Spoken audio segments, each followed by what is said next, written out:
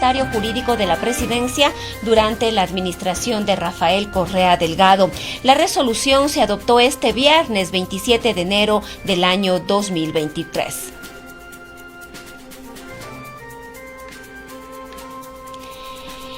Y el presidente de la República, Guillermo Lasso, suspende la jornada laboral luego de las elecciones, es decir, el día 6 de febrero. El presidente decidió suspender la jornada laboral del 6 de febrero de 2023 a través del decreto ejecutivo 655, esto dentro del contexto de las elecciones 2023. Y las empresas públicas cuestionadas tienen 16.375 empleados y 39 gerentes. Petroecuador, CENEL, SELEC y FLOPEC tienen un presupuesto de más de 13.631 millones de dólares y una tropilla de 39 gerentes y directores. Las 4 empresas públicas envueltas en el escándalo de corrupción manejan un presupuesto superior a los 13.000 millones de dólares y todas pertenecen a los lucrativos sectores de energía y petróleo. Operan con 39 gerentes y directores departamentales y, como habíamos indicado, tienen 16.375 empleados. El gerente de SELEC, Gonzalo Uquillas, habló de irregularidades en la firma de contratos. La Contraloría General del Estado hizo 53 auditorías a la empresa desde el año 2018. El holding estatal Corporación Eléctrica del Ecuador, SELEC, firmó 2.174 contratos por 470 millones de dólares entre 2020 y 2022. Algunos de ellos tienen observaciones.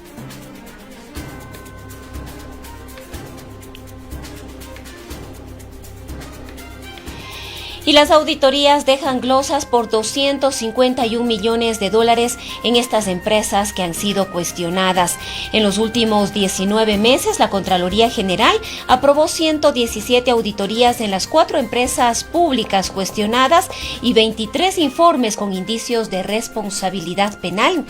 En este lapso, la Contraloría hizo estas 19 auditorías en Petroecuador, en la Corporación Eléctrica del Ecuador, SELEC, la Corporación Nacional de Electricidad, CENEL y la flota petrolera ecuatoriana FLOPEC y sus subsidiarias.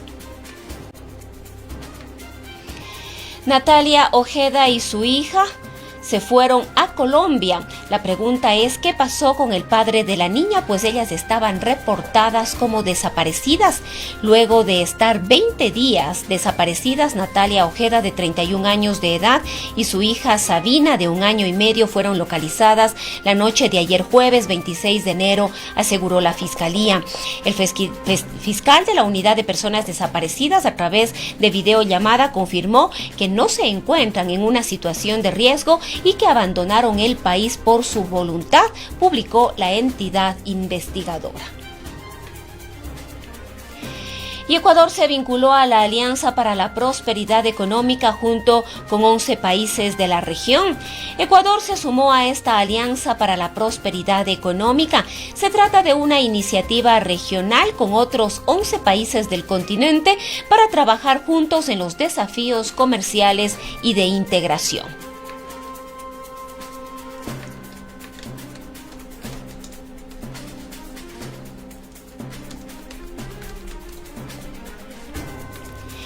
Y el INOCAR advierte de un oleaje de intensidad alta en toda la costa y en las Islas Galápagos. El INOCAR prevé que el oleaje, que durará además varios días, arribe el día de mañana a las Islas Galápagos y el domingo a la costa continental. La Armada Nacional advirtió este día viernes de este nuevo oleaje de intensidad alta en todo el perfil costanero continental del país y también en el archipiélago de las Islas Galápagos, con olas que podrían superar los 2 metros de altura.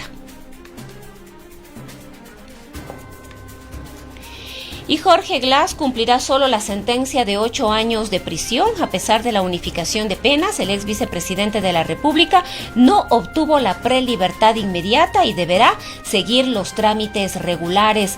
La jueza Melissa Muñoz aceptó el día 26 de enero, es decir, el día jueves, ayer, el pedido del ex vicepresidente del correísmo Jorge Glass de Espinel para unificar las penas de prisión existentes en su contra. Sin embargo, la jueza negó la solicitud de prelibertad.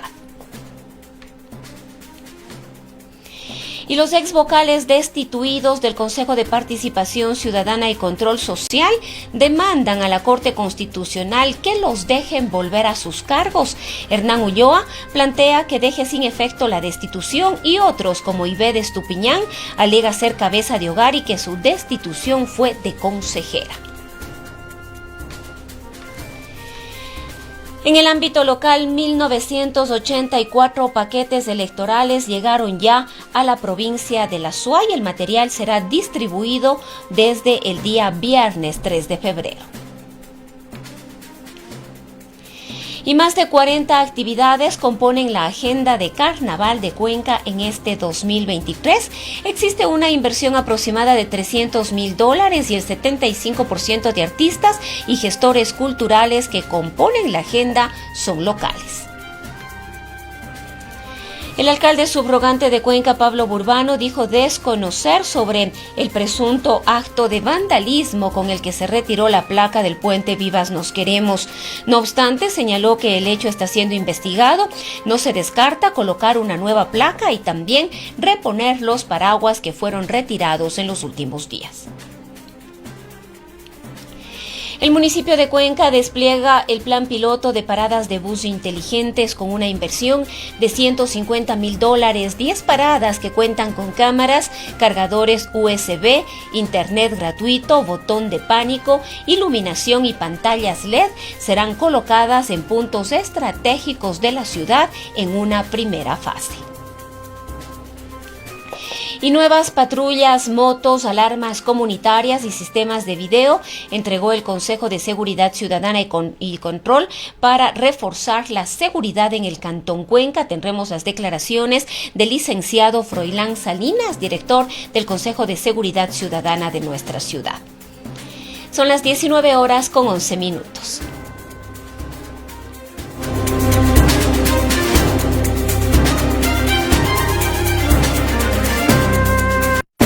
Y las entrevistas pactadas para hoy.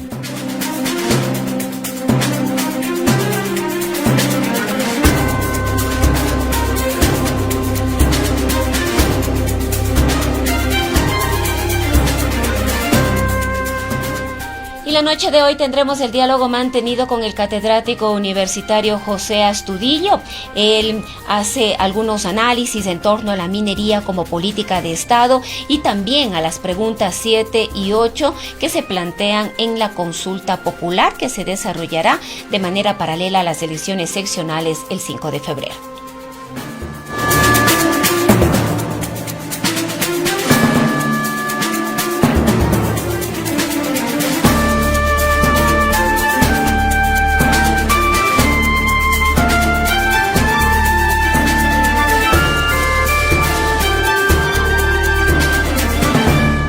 Los principales sucesos del mundo en titulares.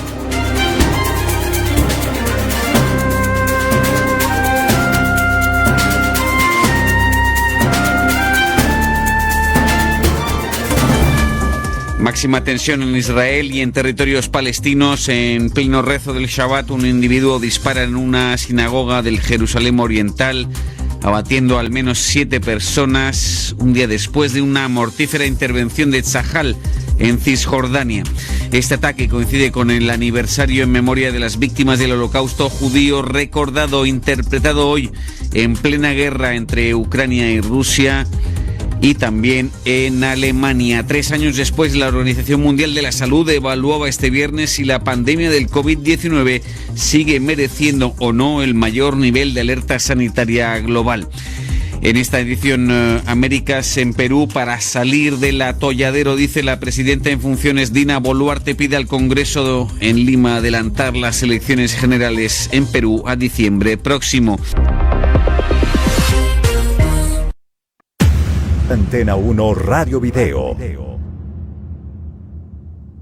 Kaypichka punlla panchik yapimi Consejo de Participación Ciudadana y Control Social Tandaripa Kanchiskunakunata Agliaringa. Patricio Espinosa Shutimikane, Kikinta Yanapangapa, Ecuador Mamayaktapa, Hambiukupi Achachik, Amauta Iwasi, Ukukunapimi, Rikurayak Tandarikunata Wiñachinata Yuyan, Llamkaita Sakishkakunapa, Yachakukunapa, Shukta Kunapish, Hainikunamanta Llankak. Manarak Unguipi, Hambiwan, Waglichinata Harkana, Karikunapa Shutipi, Nyukamanta Shitai, Chunga Kanchis Kuskapi, Kikinmanta, Shamuk Pachamanta, Ecuador Mamayaktamanta, CNE, Ayikaika, Kikinpimikan.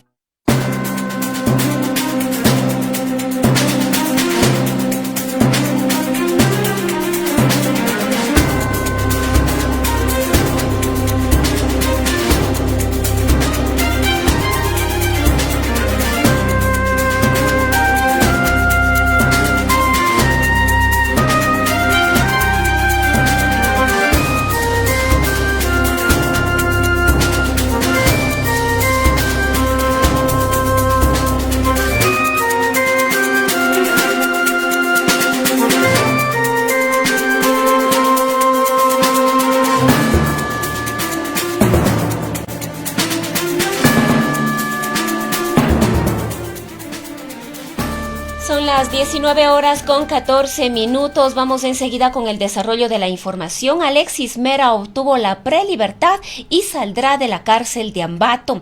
El juez de garantías penitenciarias de este cantón, Galo Rodríguez, otorgó la prelibertad a quien fue secretario jurídico de la presidencia durante el gobierno de Rafael Correa Delgado. La resolución se adoptó este día viernes 27 de enero. Durante una audiencia, el magistrado también emitió una boleta de libertad a favor de Mera, quien está sentenciado a 8 años de cárcel por el delito de cohecho en el caso Sobornos. Tras obtener la prelibertad, el exfuncionario correísta podrá cumplir lo que le resta de la sentencia excarcelado. A cambio, Mera tendrá que presentarse una vez por semana en una cárcel del Guayas. Ya obtuvimos la excarcelación del doctor Alexis Mera. La decisión judicial ha sido a nuestro favor y estamos pendientes y a la espera de que se haga efectiva su excarcelación. Hoy mismo fue lo que manifestó el abogado de Mera. En la audiencia de este 27 de enero estuvo presente el director del Centro de Privación de la Libertad de Tungurahua, donde Mera estaba recluido. El funcionario presentó un informe donde consta el tiempo que el exsecretario del correísmo ha cumplido en la cárcel hasta este día viernes. Según ese documento, el exsecretario jurídico de la presidencia de Correa ya habría pasado 3 años, 6 meses y 6 días de cárcel de los 8 años que le impuso el Tribunal de la Corte Nacional en el caso Sobornos. En esa causa penal hay 20 procesados por cohecho. En esa lista está Mera y también el expresidente de la República, Rafael Correa. La prelibertad es un beneficio que se puede acceder cuando el sentenciado haya cumplido ya el 40% de la condena, aunque ya no está vigente en el actual Código Orgánico Integral Penal. Sí puede ser aplicado si la persona perpetró el delito en el año 2014 o antes del 2014. Por eso, aún cientos de presos intentan a través de sus abogados tramitar la prelibertad en los centros carcelarios en los que cumplen sus sentencias por distintos delitos. Mientras esto ocurre con el ex secretario de la presidencia, Alexis Mera, el ex vicepresidente de la República, Jorge Glass, cumplirá solo la sentencia de 8 años de prisión. A pesar de la unificación de penas, el ex vicepresidente de la República no ha obtenido su prelibertad inmediata y deberá continuar los trámites regulares. La jueza Melisa Muñoz aceptó este 26 de enero el pedido del ex vicepresidente Jorge Glass para unificar las penas de prisión existentes en su contra. Sin embargo, la jueza negó la solicitud de prelibertad. En la diligencia para resolver la unificación de penas, el gobierno, a través del director de la cárcel número 4, Diego Flores, y su abogada, presentó un informe jurídico de la situación del exfuncionario. Tatiana Gavidia, abogada de Flores, explicó que al momento y tras la declaratoria de nulidad del caso Singue, Glass mantiene 2 sentencias en su contra, una de 6 años de prisión por asociación ilícita en el caso Odebrecht y la otra de 8 años de cárcel por cohecho en el caso Sobornos. Acogiendo el pedido de la defensa de Glass, el gobierno planteó oficialmente a la jueza Melissa Muñoz que la pena mayor absorba a la menor, es decir, que el ex vicepresidente únicamente cumpla la pena de 8 años correspondiente al caso Sobornos. Por parte de Glass intervino el abogado Cristian Palacios. El jurista coincidió con el pedido de Gavidia y solicitó también la unificación de las 2 penas del exfuncionario en una sola de 8 años de prisión. Además, Palacios pidió que en esta misma audiencia se decida el beneficio de la prelibertad para el ex vicepresidente de la República. El gobierno, a través de su representante, rechazó la solicitud porque, según dijo, solo cuando se decida la unificación de penas, Glass podría empezar el camino regular para acceder a este beneficio. Finalmente, la jueza estuvo de acuerdo con este argumento y negó la prelibertad. Cristian Palacios, abogado de Glass, indicó que tras esta resolución empezarán el trámite para la prelibertad, aunque aclaró que mientras tanto Glass se mantendrá libre, ya que está vigente una medida cautelar a su favor. El 22 de noviembre de 2022, el juez Emerson Curipallo de Santo Domingo le concedió una medida cautelar con la que Jorge Glass Espinel salió de la prisión. Son las 19:20. En otra información, integrantes de bandas delictivas implicadas en los atentados a las gasolineras fueron capturados. La policía realizó 30 allanamientos en Santo Domingo de los Áchilas, también en Manabí y en la provincia de Los Ríos. Les visitaron de madrugada con las órdenes de allanamiento uniformados de las unidades tácticas de la policía. Guiados por agentes de la UIAD, realizaron 30 allanamientos en las provincias de Santo Domingo de los Áchilas, Los Ríos y Manabí, en busca de integrantes de 3 organizaciones delictivas implicadas en actos de terrorismo, extorsión, secuestro y atentados con artefactos explosivos a gasolineras. Miembros de varios grupos delictivos denominados los Lobos, los Choneros y el R7. 22 personas fueron detenidas, 4 en Manabí, 8 en Los Ríos y 10 en la ciudad de Santo Domingo. Estos últimos aparentemente vinculados a un grupo delictivo organizado y presuntos responsables de incendiar un vehículo al interior de una estación de combustible, hecho registrado el pasado 3 de noviembre del 2022. Hoy le toca a la justicia hacer el complemento fundamental y aplicar todo el peso de la ley.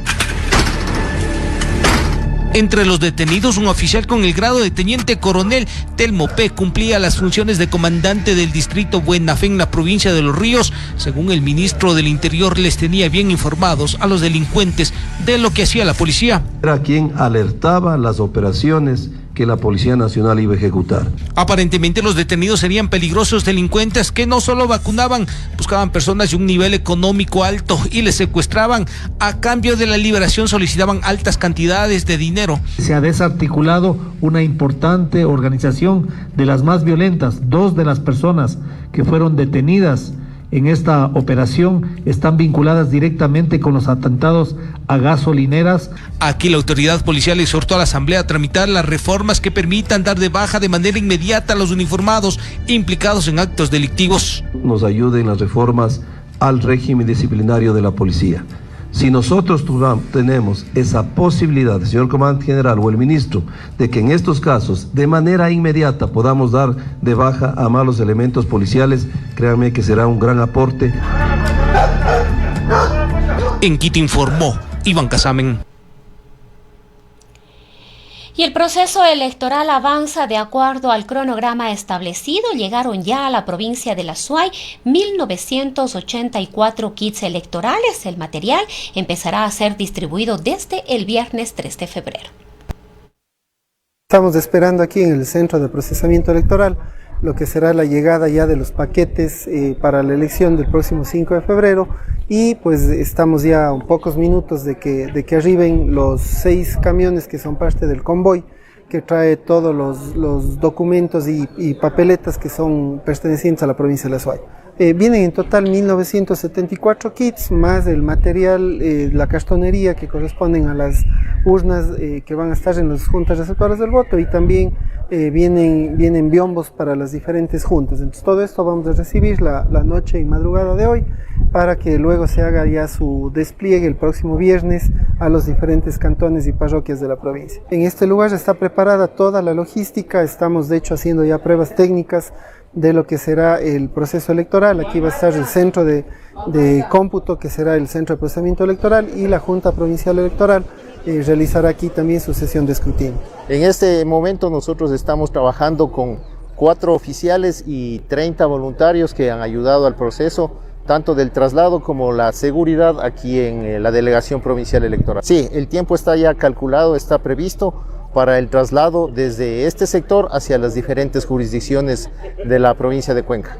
Todo el material electoral que se necesita para las elecciones de las autoridades seccionales y del referéndum que se va a realizar el domingo 5 de febrero. Las 19:24 y el alcalde subrogante de Cuenca, el arquitecto Pablo Burbano, dijo desconocer sobre el presunto acto de vandalismo con el que se retiró nuevamente la placa del puente Vivas Nos Queremos. No obstante, señaló que el hecho está siendo investigado y que no se descarta colocar una nueva placa. También reponer los paraguas que fueron retirados en los últimos días. Pablo Burbano, alcalde subrogante de Cuenca, dijo desconocer del presunto acto de vandalismo mediante el cual se retiró la placa del puente Vivas Nos Queremos. No se descarta colocar una nueva placa y también reponer los paraguas que fueron retirados en los últimos días. Bueno, gracias. No sabía lo de la placa, pero sí el tema de las sombrillas fue un tema temporal que lo habíamos puesto para conmemorar precisamente una fecha emblemática que tenía mucha relación con el tema de la violencia contra la mujer, y que ciertamente que este espacio se ha vuelto un ícono de la ciudad para que aquellas mujeres que han sido víctimas de violencia se identifiquen y sobre todo tengan este espacio, que es un espacio público en donde podamos obviamente apoyar y sobre todo generar conciencia ciudadana sobre algo que es conocido, y que los mayores índices de violencia lamentablemente en la ciudad tienen que ver con la violencia intrafamiliar.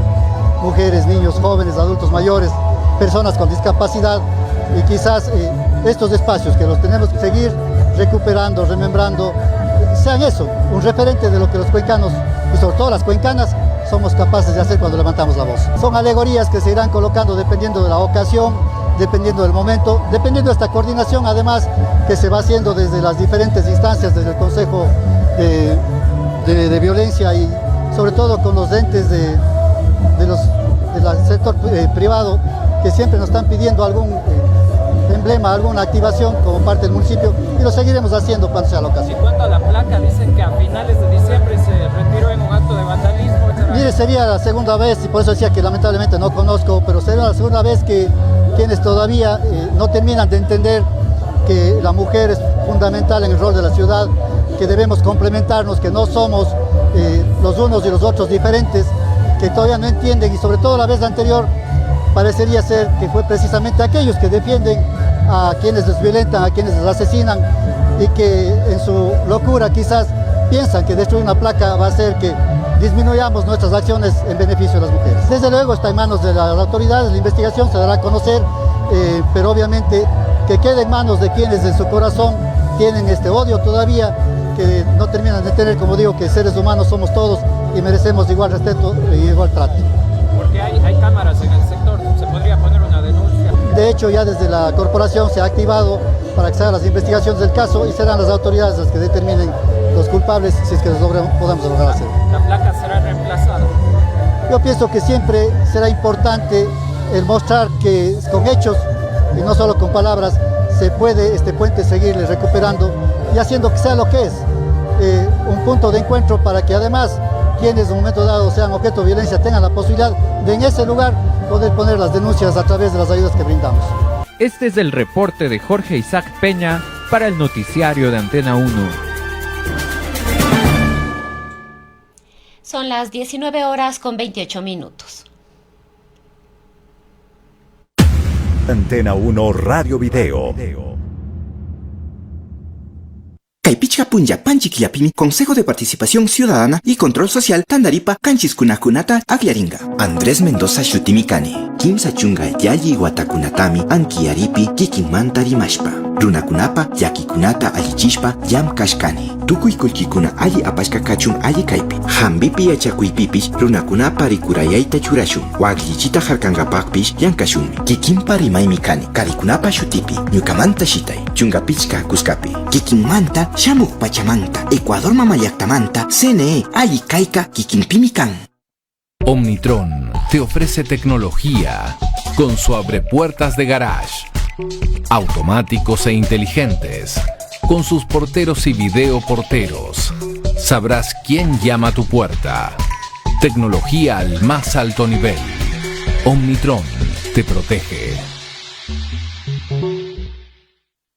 Qué hermoso es ver a los niños en la cocina, compartir sabores, crear una receta, conocer la gran variedad de productos que existen.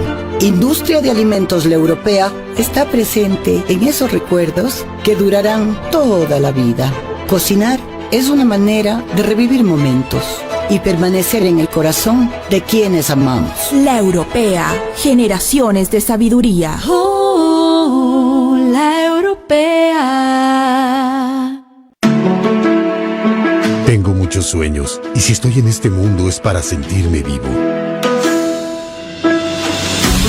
Podría hacerlo solo, sí, pero prefiero que me acompañes. Porque las aventuras compartidas son mejores. Porque unidos podemos vencer cualquier desafío. Porque unidos cumplimos sueños. Porque unidos es más seguro. Seguros Unidos.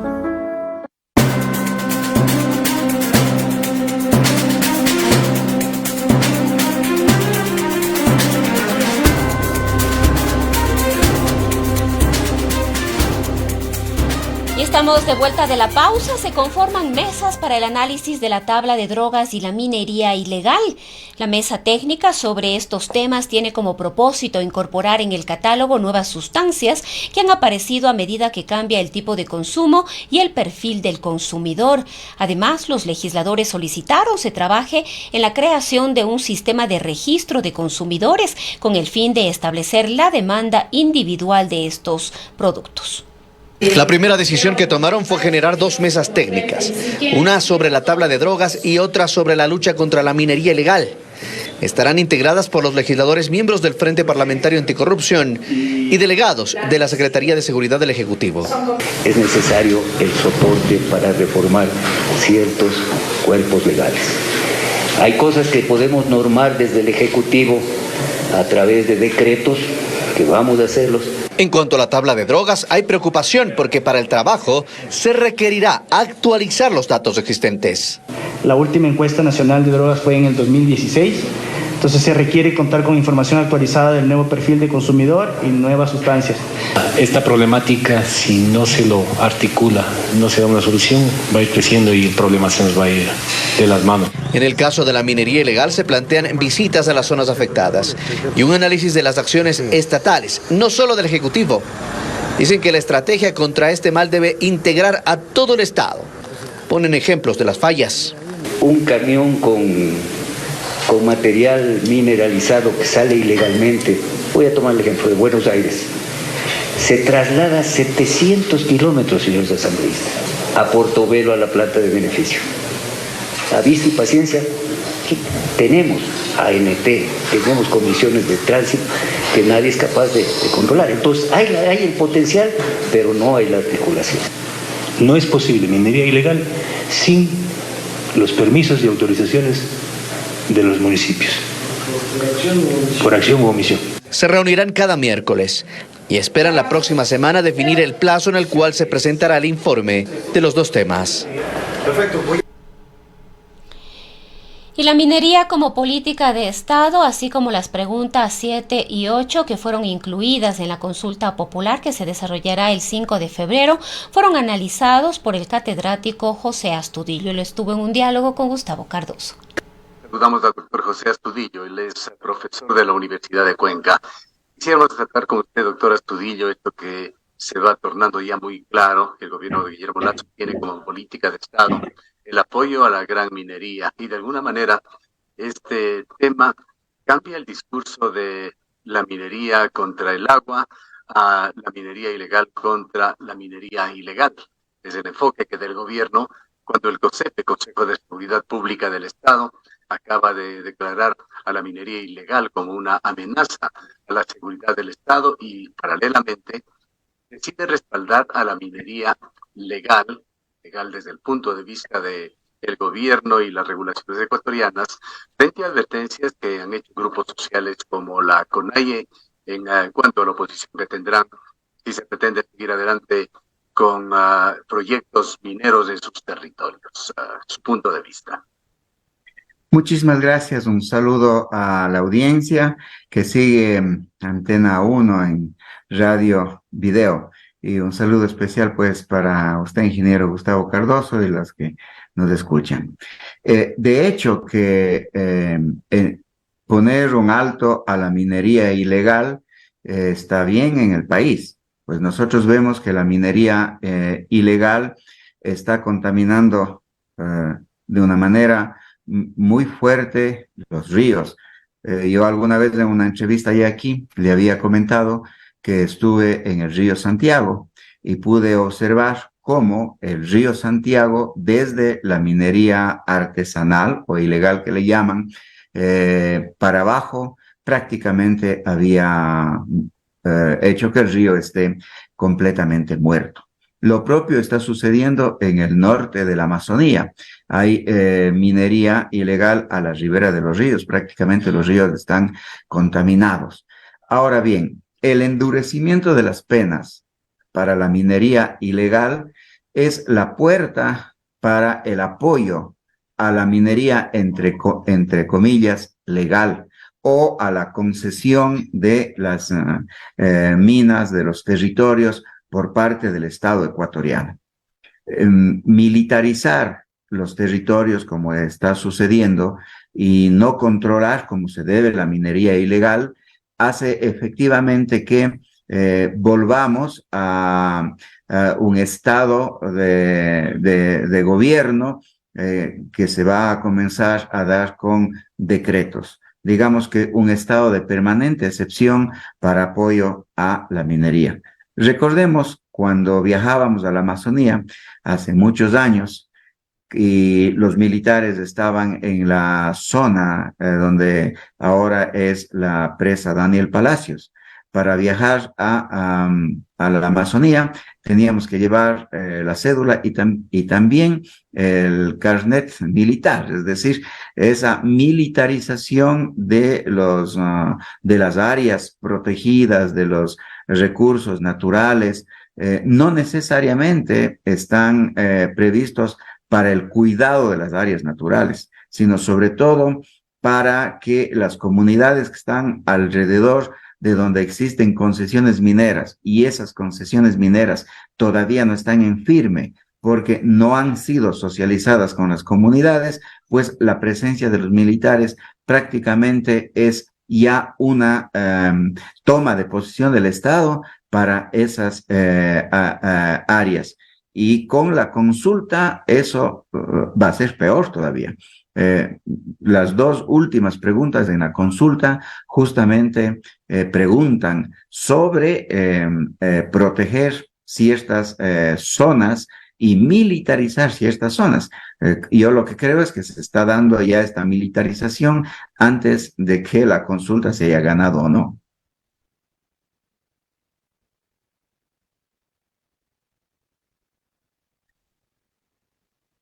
Ahora, las autoridades del país vienen abiertamente impulsando la minería. Así lo ha hecho el ministro de Energía, Fernando Santos, quien recientemente, refiriéndose a importantes cifras de exportación de productos mineros que salen del país, ha señalado que el sector minero es el futuro del país. De hecho, los costos ambientales no se ponen en la balanza y tampoco la corrupción. Pero hay voces como la del ex viceministro de Minas, Fernando Benalcázar, que mantuvo asimismo una línea pro minería cuando fue viceministro hoy denuncia que hay instancias que operan dentro del Ministerio de Energía y menciona a Javier Vera Grunauer, un funcionario recientemente separado en este tema de tráfico de influencias que está siendo investigado en el gobierno de Lazo. Señala que Vera Grunauer es un impulsor de la minería ilegal y de sus mafias, es decir, que mucho se cuece dentro de casa. Y esto, de hecho, tiene una relación también con estos proyectos mineros que por legales no significan que sean medioambientalmente inocuos. La minería legal está de la mano con la minería, pues, irregular. En sectores donde no se ha logrado todavía que el Estado adjudique las minas, son las propias compañías que promueven la minería ilegal para que en esos sectores el conflicto se agrave de tal manera y la población y también el Estado justifique su presencia allí con los militares. Así es que tratar de separar minería ilegal y minería legal no es un buen ejercicio, porque los dos sabemos que están prácticamente unidos en el proceso de incidir, pues, y de depredar la naturaleza.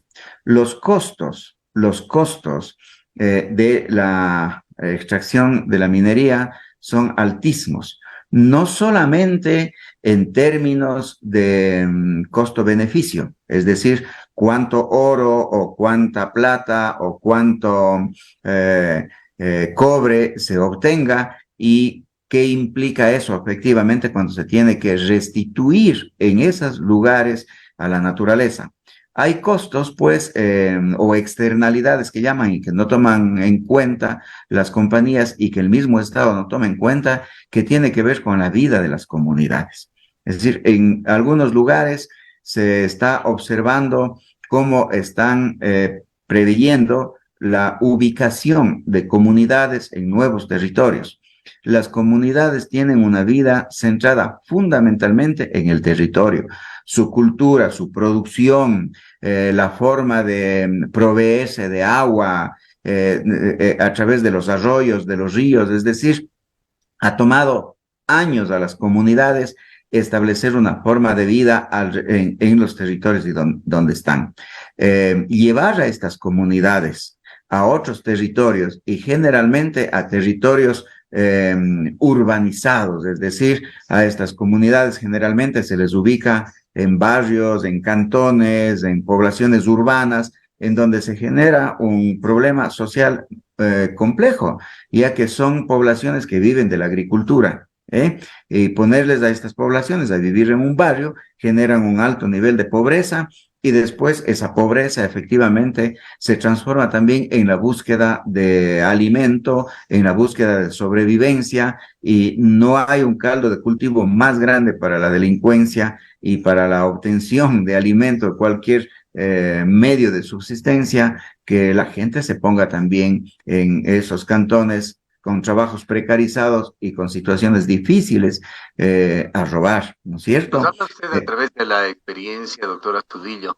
Nos ha comentado usted en ocasiones anteriores que por sus actividades académicas, seculares, ha visitado zonas que están afectadas por la minería en el suroriente. Cuéntenos sobre la experiencia, los efectos que se dan con la población, con el estilo de vida en estas zonas en donde existe la minería legal que defiende el gobierno o minería concesionada.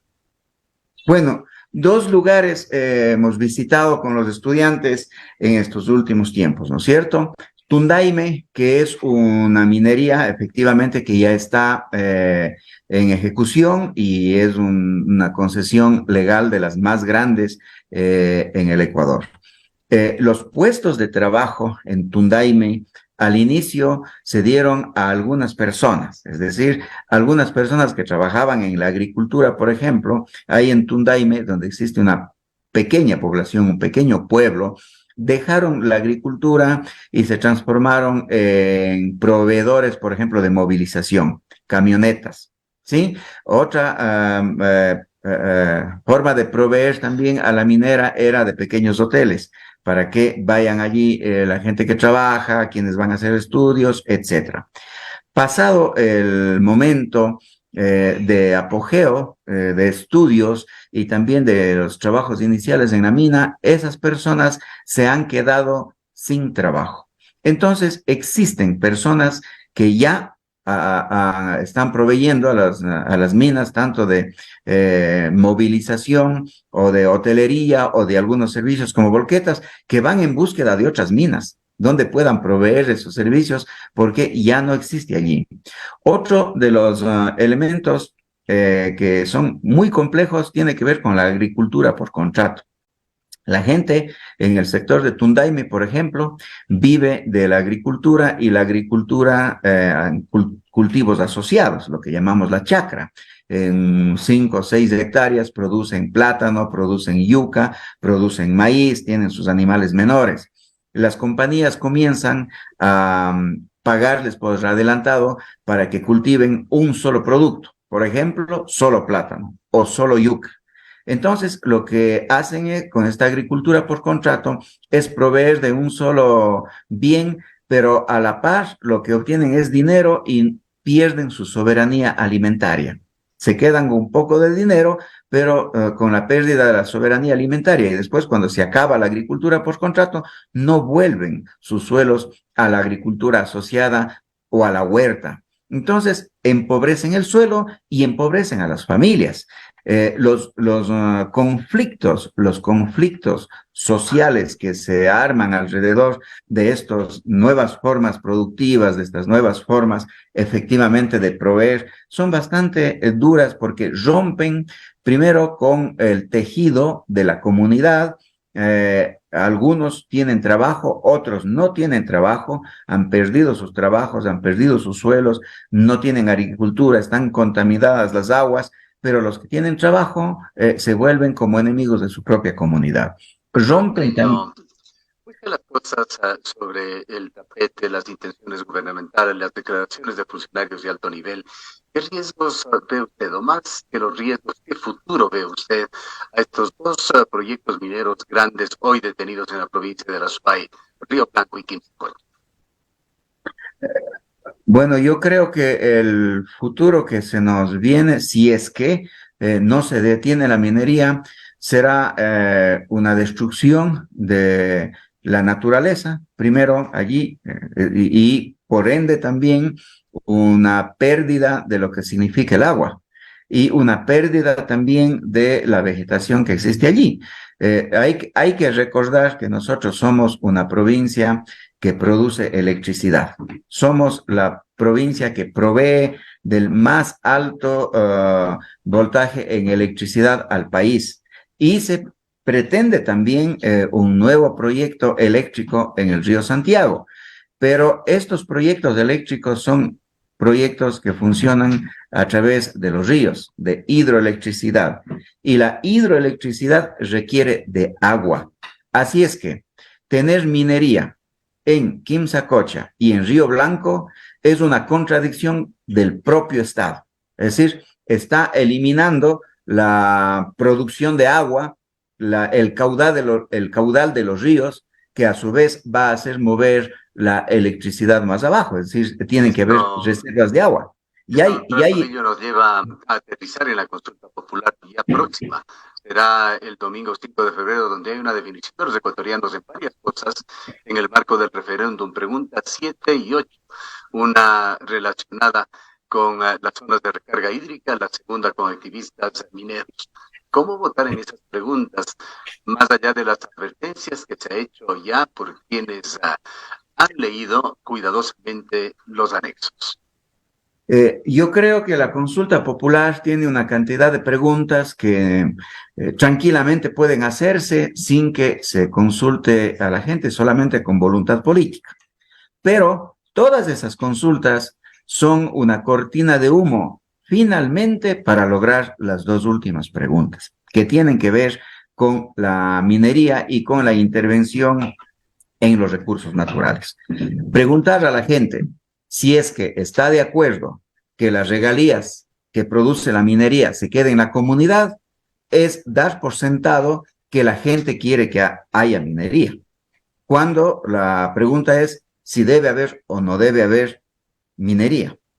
Preguntar a la comunidad si es que se debe establecer un sistema de protección de fuentes hídricas, pues eso ya está en la Constitución. Lo puede hacer el gobierno, lo puede hacer el Estado sin preguntar. Es más, es un deber del Estado realizar este cuidado de las fuentes hídricas. ¿Me escucha, José? Sí, ahora sí. Concluya la idea en un poquito más y nos vamos a cierre. Preguntar a la gente si es que quisieran que exista un sistema de protección hídrica es decir que no ha cumplido el deber, porque ya debía haber hecho un sistema de protección hídrica. Una vez ganada la consulta, que ya la ganamos en Cuenca, con el 80%, para que no exista minería en las fuentes de recarga hídrica, hace efectivamente que el Estado debió haber tomado cartas en el asunto inmediatamente para establecer un sistema de protección hídrica. Ya debió haber establecido el sistema de protección hídrica para proteger las fuentes de recarga hídrica de la provincia de La Suay, en la consulta ganada. Entonces, ¿qué quiere preguntar a la población? Una pregunta tramposa para hacer un sistema de protección hídrica a conveniencia del gobierno, Y lo otro también, concluyendo, habría que decir que la última pregunta que tiene que ver con las regalías, ¿sí? Las regalías es dar por entendido que la comunidad ya acepta la minería, cuando en la Constitución también se establece con absoluta claridad que la naturaleza tiene derechos, la naturaleza es un sujeto, y que por otro lado se debe consultar, obtener una aprobación de la comunidad y saber si es que realmente esa acción es pertinente o no es pertinente. A mí me parece que en esta consulta debemos votar no con absoluta seguridad en las dos últimas preguntas. En todas las preguntas, mi posición es votar no, pero sobre todo en las dos últimas preguntas no hay por dónde perderse para no darle la oportunidad al gobierno de que de una vez privatice y intervenga con la minería y profundice lo que ya está pasando, militarice las zonas donde ya están concesionadas las minas. Declaraciones del doctor José Astudillo, catedrático de la Universidad de Cuenca. Eterno. Johnny Íñiguez y la banda de La Terraza en concierto. Un homenaje a Esteban Íñiguez. Este viernes 27 de enero a las 19:30 en el Teatro Sucre. Aporte $5. Los fondos recaudados se destinarán a la realización de un mural en su memoria. Arrancaremos con la proyección de los videoclips de La Clave Secreta y Hannah Nurin. Bienvenidos todos a un homenaje muy sentido de parte de los amigos y la familia de Esteban Íñiguez, el loco de La Terraza. El canto de los pájaros,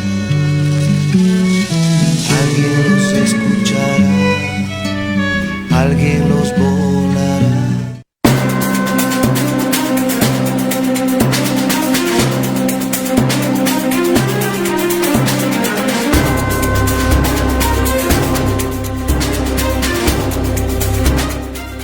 El municipio de Cuenca despliega un plan piloto de paradas de bus inteligentes con una inversión de $150,000, 10 paradas que cuentan con cámaras, cargadores USB, internet gratis, botón de pánico, iluminación y pantalla LED serán colocadas en puntos estratégicos de la ciudad en una primera fase.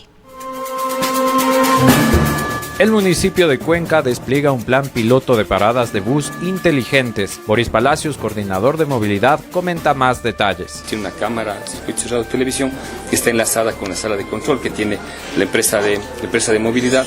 Tiene iluminación lo suficientemente importante como para garantizar justamente la utilización de la parada y visibilizar a los usuarios y garantizar su seguridad. Por otro lado, también tiene la posibilidad pues, a través de inclusive autogestión, generar publicidad y poder pues, equilibrar los costos que significa el mantenimiento. Y esa operación tiene cargador de USB y pues en función de la colocación también iremos activando puntos de internet conjuntamente con la empresa Etapa, que ya lo hemos realizado en algunas de las paradas que se realizan en la ciudad y que pues permitan en este caso también al usuario contar con más información. Y paralelo a ello, ya en un futuro muy cercano, a corto plazo diría yo, podríamos dar información sobre el servicio de transporte público y la proximidad de líneas o de buses a los servicios que vienen realizándose de acuerdo a los puntos de ubicación de las mismas. En esta ocasión, una primera fase, bien lo dice usted, son 10 paradas, aproximadamente una inversión de $150,000. El tema de que sea un proyecto, si quieren ustedes, prototipo o proyecto piloto, es para ir retroalimentando de información y contar con la mejora, digamos, cada vez de este tema. Ellos nos decían, por ejemplo, estudiantes de la Universidad de la SUAY, que sería interesante poner un cargador para bicicletas eléctricas y eso retroalimenta la información. Y van a estar ubicadas en diferentes puntos de la ciudad, tanto en el centro histórico como fuera, en puntos en donde la demanda de transporte así lo exige, pero entre otros está en la avenida 12 de Abril y Solano, es decir, junto al Colegio Benigno Malo, cerca de los multifamiliares de 10 que se conoce habitualmente, en la zona de la Presidente Córdoba, tanto en el parque que lo denominamos el UNE, como en el parque Víctor J. Cuesta. También va a estar otra ubicada en la avenida 12 de Abril, otra parada en la avenida Solano, cerca del Colegio La Salle, entre las más importantes que, como decía, en esta primera fase de plan piloto permitirá pues retroalimentar la información, pero sobre todo ir garantizando que el sistema de transportación pública también pues es parte de la política pública de mejorar el servicio de movilidad de la ciudad. Es parte del proyecto El Botón de Pánico, sin embargo, hay un enlace en circuito cerrado de televisión hacia la sala de control que tiene Presa Movilidad, pero el enlace que tenemos directamente con el Consejo de Seguridad Ciudadana hará que la respuesta sea mucho más inmediata y en ese sentido garantizar en ese marco, digamos, la seguridad de quienes hagan uso del transporte público. Insistir que es un proyecto piloto, pero consideramos que con esta primera fase de las 10 paradas y con la retroalimentación de información mejoraremos ostensiblemente tanto el servicio de transporte público como la seguridad de quienes hacen uso del bus. Al momento también, pues en función del estado de las paradas de bus, dicho sea de paso, hubo una concesión que estuvo en su momento habilitada, fue necesario terminar unilateralmente por la falta de atención en la concesión de cerca de 320 paradas que al momento están siendo ya en mantenimiento, están teniendo mantenimiento con una inversión que supera los $300,000 y en una segunda fase estas pueden ir sustituyéndose. Este es el reporte de Jorge Isaac Peña para el noticiario de Antena 1. Y nuevas patrullas, motos, alarmas comunitarias y sistemas de video entregó el Consejo de Seguridad Ciudadana para reforzar la seguridad en Cuenca. Nuevas patrullas, motos, alarmas comunitarias y sistemas de video entregó el Consejo de Seguridad Ciudadana para reforzar la seguridad en Cuenca. Froilán Salinas, director del Consejo, comenta más detalles. Hoy queremos ser muy claros en lo que venimos a decir. La palabra se cumple. Los objetivos se cumplen. Hoy está hecho. Habíamos iniciado hace algunos meses con la necesidad de equipar a los diferentes niveles de seguridad de la corporación municipal y de reconocer nuestra responsabilidad en fortalecer a la Policía Nacional en sus diferentes espacios.